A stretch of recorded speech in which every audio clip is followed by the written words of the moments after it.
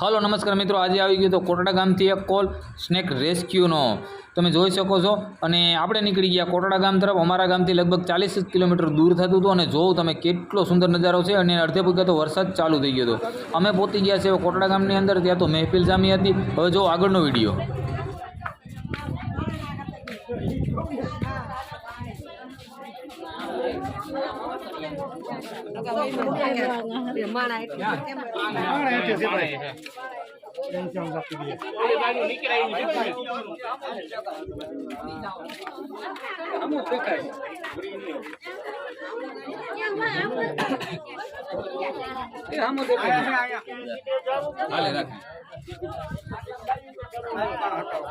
Hello नमस्कार मित्रों, cameraman video Solanki साथे હું છું સ્નેક ગુરુ અને તમે જોઈ રહ્યા છો મારી YouTube ચેનલ એટલે કે ગુજરાતી સ્નેક ગુરુ.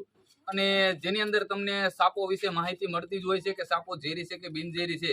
અને જ્યારે આપણે ઝેરી સાપ કરડે તો આપણે કેટલી સાવચેતી લેવી અને બિનઝેરી સાપ કેને કહેવા. તો આજે વિડીયોની અંદર બન્યા રહેજો મિત્રો. જે પણ સાપ છે તેની પૂરેપૂરી હું માહિતી આપીશ. ત્યાં લગી વિડીયોની અંદર બન્યા રહેજો.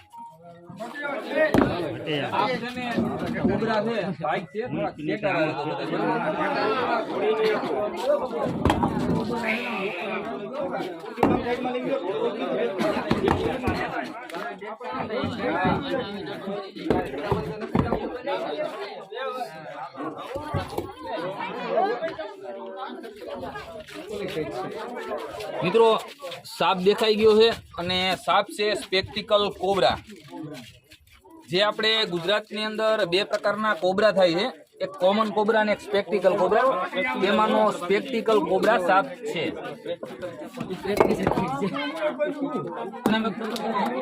મિત્રો ફક્ત ગુજરાતની અંદર 4 જ ઝેરી સાપ થાય છે, બાકીના બધા બિનઝેરી હોય છે.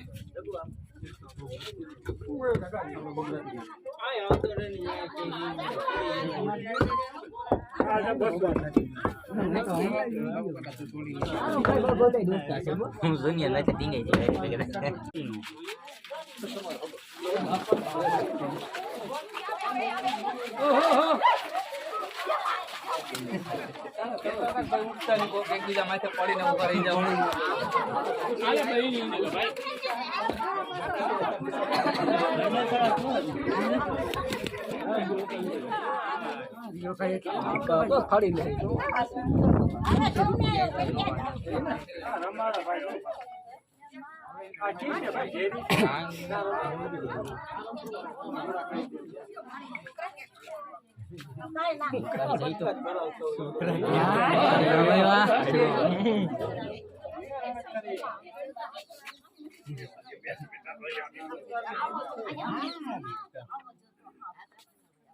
મિત્રો તમે જોઈ શકો છો ફણ નથી ચડાવતો, પણ આના ફણની અંદર જો નિશાન છે તેની લીધે આપણે આને સ્પેક્ટિકલ કહેતા હોઈએ છે.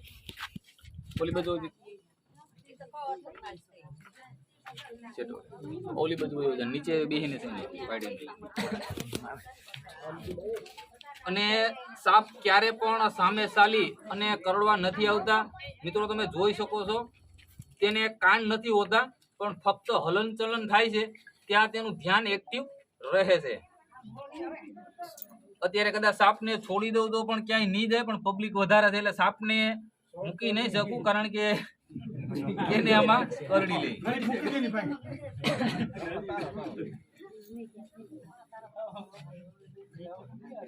અને મિત્રો સાપની આયુષ્ય જાજી નથી હોતી, 15 થી 20 વર્ષના જ સાપ થાય છે. સાપ ક્યારે પણ 100 વર્ષના નથી થતા, અને સાપ ક્યારે પણ દૂધ નથી પીતા, અને સાપ ક્યારે પણ બદલો નથી લેતા, અને સાપના પકડવાના કોઈ પણ મંત્ર નથી હોતા. ફક્ત સાપ ટેલેન્ટથી પકડી શકાય છે. તો ચાલો મિત્રો, હવે જાજી દેર ન લગાડતા સાપને આપણે પકડી લઈએ. હાલો બરણી ગયા.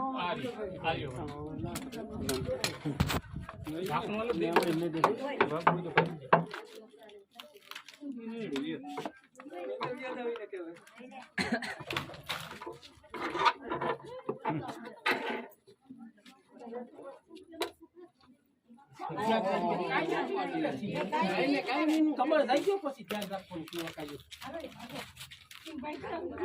પ્રેક્ટિસ તો કીધી એ અંદર વઈ ગયા બાકી હવે સીધા તો ચલો મિત્રો સાપને પેક કરી લીધો ને જ્યાં લગી રિલીઝ ન કરીએ ત્યાં લગી વિડિયાની અંદર બન્યા રહેજો. સિંગર તો પાડો તો મુંજાઈ જાય બિચારો.